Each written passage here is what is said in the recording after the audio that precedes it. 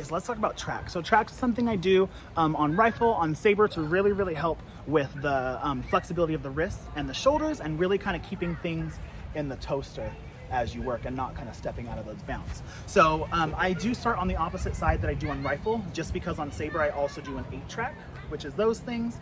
So just to let you know, it is gonna feel different than if you've done tracks on rifle, but the technique is the same, we just start on the opposite side. Okay, so do notice that I have a spotter tape, which is basically the balance point of my saber, and you can find that obviously by just putting your finger on the saber, kind of see where it balances perfectly, get your nail and kind of put it indentation so you know exactly where that balance point is, and then the catch tape is like 7 or 8 inches from the tip. And again, you don't need these 2 tapes in the tutorial, it's just what I reference as I'm kind of teaching. So just kind of remember that as we're going through. So we're gonna start with that right hand under, thumb is gonna be pressed up against that tape, left hand will be pressed up against the hilt, just like that, and then you'll be on top of the cage. So from here, you're just gonna go push pass, and notice that my fingers are pretty close to that tape. I'm super close to it. I'm not directly on it, but I'm definitely not all the way up here. I'm pretty close to that tape. So I push on 8, I'm gonna grab on 8 and I'm at the torso level. Notice I'm not down here, and I'm gonna let this dive down to the waist level. So I'm just gonna go up on 1, up on 2, and then I'm gonna hit on 3. And notice that my left hand had to kind of on 2 and go here back into the hilt on 3. So again, I go 8 and I go out, and hit. And then again, if you're not comfortable with doing the hilt, you don't really have to. You can just go here. And then same thing, push the other way, and it'll be the exact same thing. So now I go push past 8 and 1 and 2, hit 3, then I hold 4, 5, 6, 7, and now I push on that next 8. I go 8 and same exact thing, 1 and 2 and 3, hold 4, 5, 6, 7, and I'll be pushing right on that next 8. So let's just do those first 2 sets of 8, and really notice that my elbows are staying bent as I'm doing this. You can kind of check that on your own by pushing your hands together, pulling it to your body, getting the fingertips facing forward, so like this. And now from here, notice where your elbows are, because they're popped out. You just open your hands from there. And this is where your track on the 3-track should sort of be. So now, let's go ahead and do those 2 sets of 8, remembering where those elbows are supposed to be. 5 and 6 and 5, 6, 7, push past 1 and 2, hit 3, 4, 5, 6, 7, push past 1 and 2, hit 3, 4, 5, 6, 7, push pass. So now from here we do the same 3-track that we just did, but now we come to the belly button on like 2 and now we're gonna go up the center body on 3 and 4, and now notice that my hilt is up, and now we're gonna bring this down for and this right in front of my face, right in front of my mouth, and now from here I'm just gonna open it down, and I'm gonna press that elbow straight down to my side, and I'm gonna go 5. I'm gonna open up to that 45-degree angle. That right hand should be on the hip, and then that left hand should be at the shoulder. So again, I push past, and I went push past 1, 2, 3, 4, hit 5, and I'm gonna pull down and slam on 7 into that hilt. So also notice I'm still at that same point. I don't change it every single time I do a different track. I keep it at that same spot. 1, 2, and then every count is up. So my tip is gonna be up, and up, and up, and up, and down.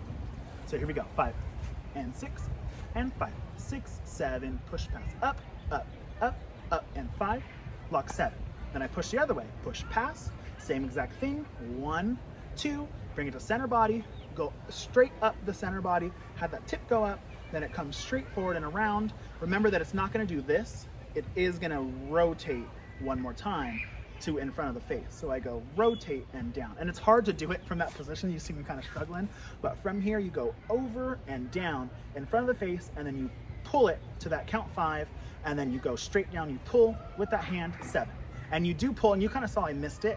That's because it's such a quick action to grab down. So don't just do this. I mean, you can if you want to. If you don't like that, you don't have to do it. But you can release and re-grab at the saber, so you're getting that hard connection again. But you can release and re-grab at the saber, so you're getting that hard connection again. So now let's do both 5s. So we go 5, 6, 7, push past 1, 2, 3, 4, hit 5, 7, and then same thing, I go push past 1, 2, 3, 4, hit 5, down 7. Awesome. From here I do the 5-track again, and now you stop at that count 4, and from that count 4 and you want to go from that mouth level directly back to waist level. So you go out 5, 6, and 7. And it's the exact same feeling as the 3-track felt, but it's from that mouth now. So there's really no change, so don't think it's any different, but you do want to make sure that you're not doing this next count out here. It's very common to do waist level, center body, and here.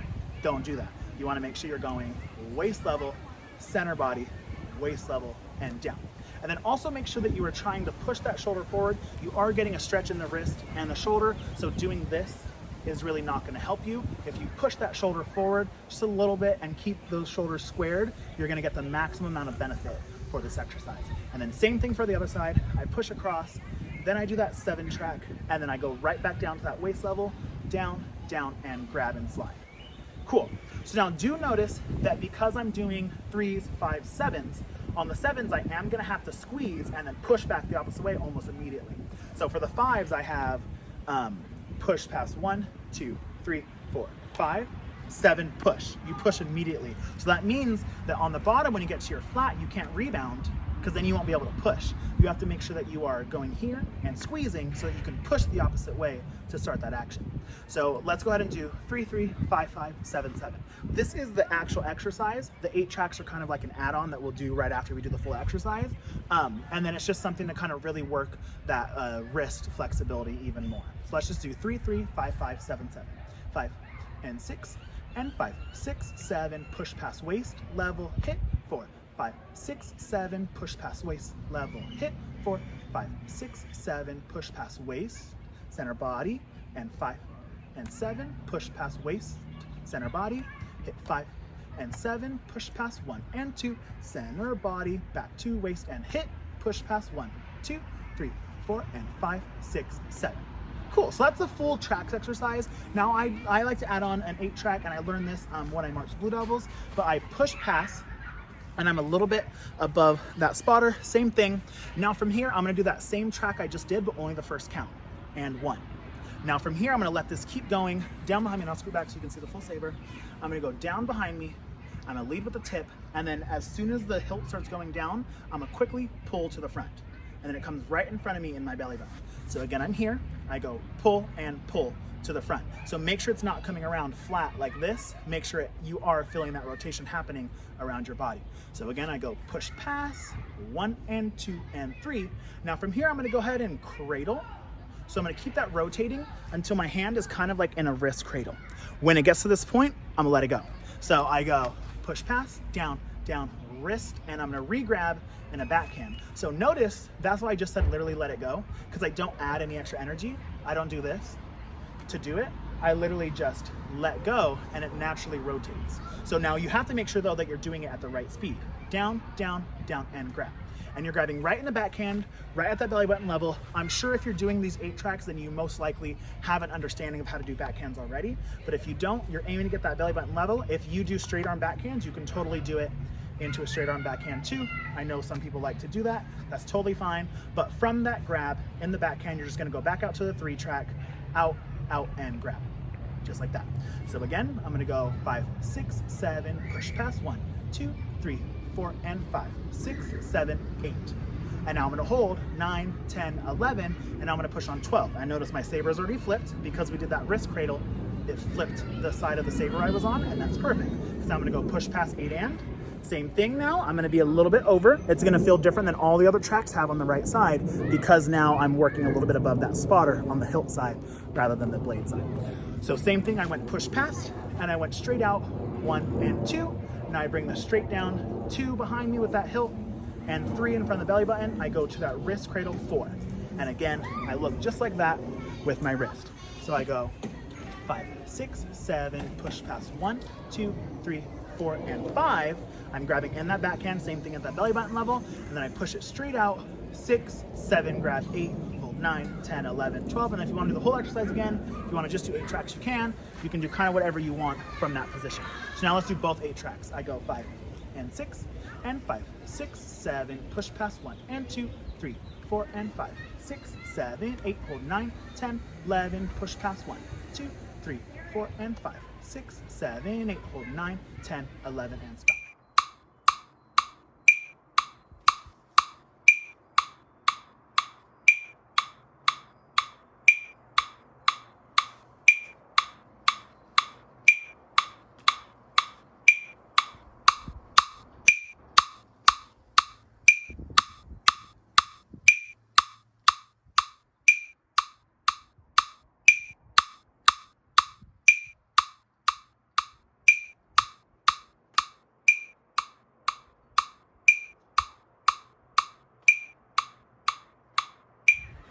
Awesome, so that's the full tracks exercise. And like I said, you can add on the 8 tracks to the end if you want to and just go continuously through, or you can kind of stop it and just do 8 tracks separately. And again, you don't have to do 8 tracks. The benefit is that cradle into the backhand and really whipping that hand kind of around the hip. So yeah, that's the tracks exercise. If you have any questions at all, go ahead and message me on Instagram. Thanks.